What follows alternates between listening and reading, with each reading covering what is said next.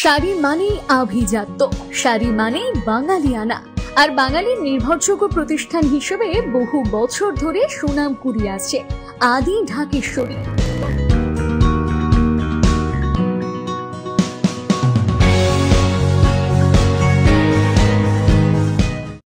কান্দিতে এক বাসিন্দার উপর পুলিশের নৃশংস অত্যাচারের অভিযোগ পেয়ে তাদের বাড়িতে ছুটে গেলেন অধীর রঞ্জন চৌধুরী। অধীর চৌধুরী উপভোক্তাদের বাড়িতে গিয়ে তার ও পরিবারের সদস্যদের সঙ্গে কথা বলেন এবং এই ঘটনাকে পুলিশের বর্বরতা বলে কড়া নিন্দা করেন। তিনি বলেন, পুলিশ এখন তৃণমূলের কুকুরে পরিণত হয়েছে। পাশাপাশি তিনি এলাকাবাসীকে আহ্বান জানান যেন তারা ঐক্যবদ্ধ হয়ে শাসক দলের গুন্ডা ও ল্যান্ড মাফিয়াদের বিরুদ্ধে প্রতিরোধ গড়ে তোলেন, যারা সাধারণ মানুষের ওপর জুলুম চালাচ্ছে। তিনি আশ্বাস করে বলেন, আমরা আপনাদের পাশে আছি। লক্ষ্মীর ভান্ডার খাচ্ছে, গৃহ নির্মাণের টাকা মেরে খাচ্ছে, সব সালা মেরে খেয়েছে, তাও পেট ভেজে গরিব মানুষের জমি কাটতে এসছে। একটা জিনিস, লুটেরারা, সে লুটেরাদের কারার বিরুদ্ধে যখন একটা মানুষ রুখে দাঁড়িয়েছে, সে যখন মার খাচ্ছে, তখন আপনাদের সকলের মনে হয়েছে এই লোকটা নির্দোষ, একে মারাটা অন্যায়, তাই অন্যায়ের প্রতিবাদ করতে হবে। তাই আপনারা সবাই একজোটে অন্যায়ের প্রতিবাদ করেছেন। এটা কিন্তু আপনারা গোটা সমাজকে শিক্ষা দিয়েছেন, গোটা দেশকে শিক্ষা দিয়েছেন। আপনার কাছে ব্যাপারটা কিছু না, কিন্তু আমরা বলছি এই ব্যাপারটা কিন্তু এখানে থেমে থাকবে না। একটা অন্যায়ের প্রতিবাদে গোটা গ্রামের মানুষ ঐক্যবদ্ধ হয়েছে। নামাজ পড়তে যাচ্ছে লোক, সে নামাজিকে মসজিদে যাবার আগে মারছে। হ্যাঁ, কানুন নাই দেশে?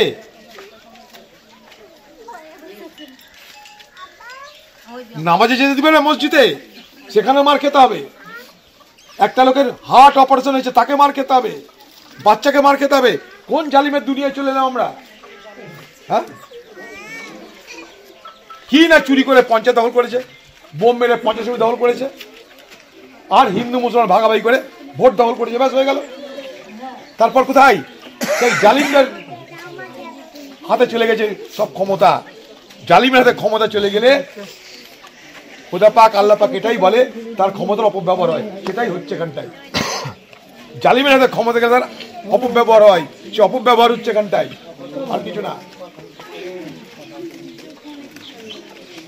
আর আপনাদের মতন মা বোনেরা, আপনাদের মতন মানুষেরা গোটা গ্রাম প্রতিবাদ করেছেন। এটা আমাদের কাছে অনেক বড় অনুকরণ করার জিনিস, শিক্ষার জিনিস আমাদের কাছে। আমি আপনাদের সকলকে স্যালুট জানাই। হ্যাঁ, অত্যাচার হয়েছে, সব কিছু হয়েছে, তারপরেও স্যালুট জানাই।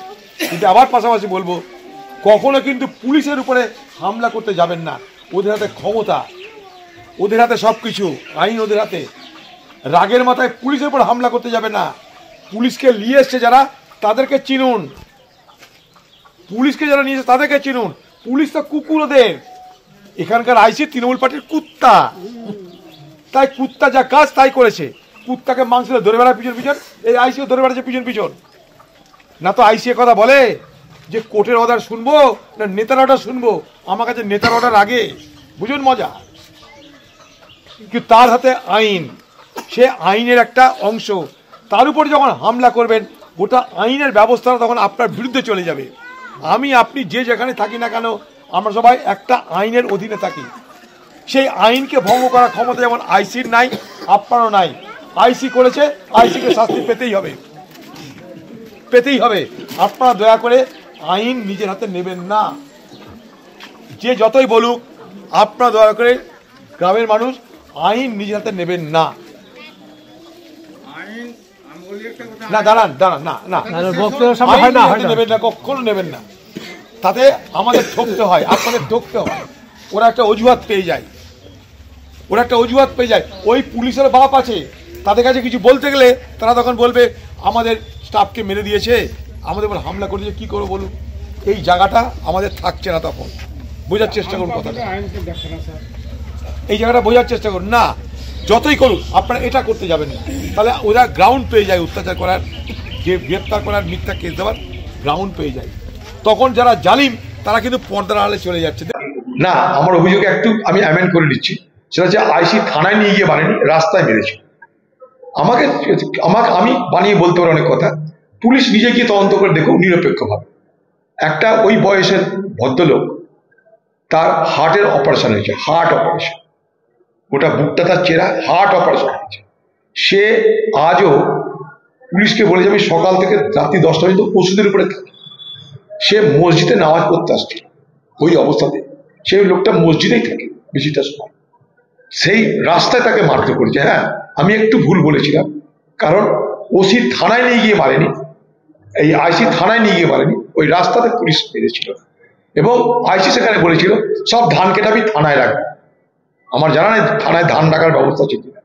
আর আইসি ওই গ্রামের মোটামুটি 50 জনের মতো গ্রেপ্তার করেছে, আরো 40 জনের বিরুদ্ধে কেস দিয়ে রেখেছে। ওটা মোটামুটি গোটা গ্রামই কেসের অন্তর্ভুক্ত। আরো দুঃখের কথা কি জানেন, বাচ্চা মেয়ে তারা পরীক্ষা দেবে, শিশুটা, তাদেরকে জুভেনাইল সেন্টারে রেখে দেওয়া হয়েছে। তাহলে একটা পরিবারের বাবাকেও ধরেছে, মাকেও ধরেছে, তার বাচ্চাকেও ধরেছে। মায়ের মেয়েদেরকে এমন মার মেরেছে যে থানায় তারা রাখেনি, থানাতে রাখার জায়গা নাই, অসুস্থ তারা, তাদেরকে পাঠিয়ে দিয়ে জেলে। কারণ থানাতে মেয়েদেরকে মারার পর এটা বসানোর জায়গা নেই, দাঁড় করানোর জায়গা নেই। আপনারা খোঁজ নিন, নিরপেক্ষ তদন্ত হোক। পুলিশ এত সাফাই দিচ্ছে, পুলিশকে একটা কথা জিজ্ঞেস করতে চাই, ওই জমিটায় পুলিশের হস্তক্ষেপের কোনো কারণ ছিল কি? ওটা সিভিল ম্যাটার, সেখানে কি বিএলআরও ছিল, ডিএলআরও ছিল, তাদের কোনো অফিসার ছিল? প্রথম প্রশ্ন। যখন হাইকোর্টের অর্ডার আছে জমি সংক্রান্ত বিষয়, সেটা তো বিএলআরও ডিএলআরও থাকবে। আপনাদের কি বিএলআরও ডিএলআরও ডেকেছিল যে আপনার ওখানটায় আইসি গিয়ে মারতে লেগে গেল? আরো জানবেন, যার জমি তাকে, তার পরিবারের লোকে তার আগে মানে ফর্মালি অ্যারেস্ট না করে তাকে ধরে নিয়ে গিয়ে কোন ফাঁড়িতে রেখেছে সেই পরিবারের লোক জানতো না, পরে জানলো স্থানীয় একটা ফাঁড়িতে রেখেছে। অর্থাৎ জমি দখল করার আগে পরিকল্পিতভাবে ওখানকার আইসি আর ওখানকার তৃণমূলের নেতারা, যারা জমি মাফিয়া, মিলেমিশে একটা গরিব পরিবার, ভূমিহীন একটা পরিবার, তারা শেয়ার ক্রপার, তারা হচ্ছে ভাগ চাষি, তারা ওই জমিটা তারা পেয়েছিল সরকারের আইন অনুযায়ী, যেটাকে আমরা শেয়ার ক্রপার বলি।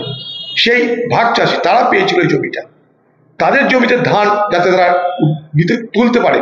হাইকোর্ট করেছে, হাইকোর্ট করে অর্ডার আছে, সেই অর্ডার পুলিশকে দেখানো হয়েছে। পুলিশ আইসি বলছে আমরা কোর্টের হুকুম মানি না, আমি নিজে হাকিম।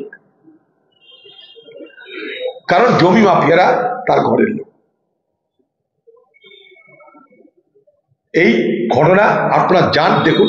জানি সংবাদ মাধ্যমের অনেক চাপ আছে আপনাদের উপর, আপনাদের লিখলে অনেক বিপদ হতে পারে, কিন্তু তবুও মানবিকতা খাতে যেতে পারে। আমার কথা নয়, ঘোড়ার মুখ থেকে কথা শুনুন, ফ্রম হর্সেস মাউথ শুনে আসুন আপনারা। আমি এখানকার এসপিকেও বলবো, এখানকার ডিএমকেও বলবো, আপনারা যান শুনে আসুন ফ্রম হর্সেস মাউথ। জানটা দেখুন না, একটা হার্টের অপারেশন করানো, বাইপাস অপারেশন হয়েছে দুর্গাপুরে, যান খোঁজ নিয়ে দেখুন। দুর্গাপুরের হসপিটালে সেই লোকটার বাইপাস সার্জারি হয়েছে। সে একটা ধর্মপ্রাণ মুসলমান, প্রতিদিন সে নামাজ পড়ে, বাইপাসে ভুগছে সে, তবুও সে নামাজ পড়তে যাবে। আরে নামাজ পড়তে যাচ্ছে যখন, আস্তে আস্তে আস্তে আস্তে করে, তখন তাকে ধরে পিটাচ্ছে। সে বলছে যে আমি কিছু জানি না। জানিস না মানে? তার দেহের ক্ষত বিক্ষত দাগগুলোতে দেখাচ্ছে। আপনারা যান, আপনারাও দেখতে পাবেন। সে কালকেও দেখাচ্ছিল, আমরা না খুলেন না, কাঁদছে, দেখাচ্ছে। বলছে আমি বললাম যে আমাকে মারছেন কারণ আমি সকাল রাত ওষুধ খেয়ে বেঁচে থাকতে হয়, আমাকে থানায় নিয়ে যাবেন না, তবে ছেড়েছে। এখন আইসি হয়ে পুলিশ এখানটায় ওকালতি করছে। আমি পুলিশকে বলবো আপনারা নিজেরা গিয়ে তদন্ত করুন।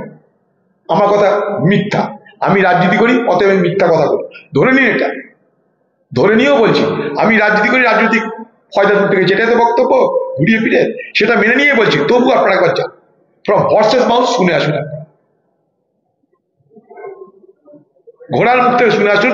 একটা গ্রামে ওই রকম একটা হার্টের অপারেশন করা, বাইপাস অপারেশনের রুগীকে এইভাবে মারা যায় কিনা। এক, সেখানকার মেয়েদেরকে মারতে মারতে থানায় নিয়ে যাওয়া যায় কিনা। থানায় কতজনকে গ্রেপ্তার করেছেন তার লিস্ট আপনারা সবাই রেকর্ডে দেখতে পারেন। আরো 40 জনের বিরুদ্ধে কেস দেওয়া আছে, অর্থাৎ গোটা গ্রামের বিরুদ্ধে আপনি কেস দিয়ে তাদেরকে বলে রেখেছেন।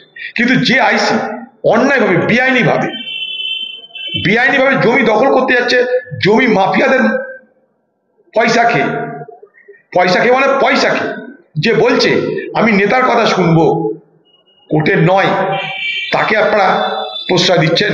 আমি এখানকার এসপি সাহেবকে বলি, এটা কি খুব বড় আপনি দায়িত্ব পালন করছেন? এটা করতে পারেন, আমরা বসে থাকবো না। শাড়ি মানেই আভিজাত্য, শাড়ি মানেই বাঙালিয়ানা, আর বাঙালির নির্ভরযোগ্য প্রতিষ্ঠান হিসেবে বহু বছর ধরে সুনাম কুড়িয়ে আসছে আদি ঢাকেশ্বরী।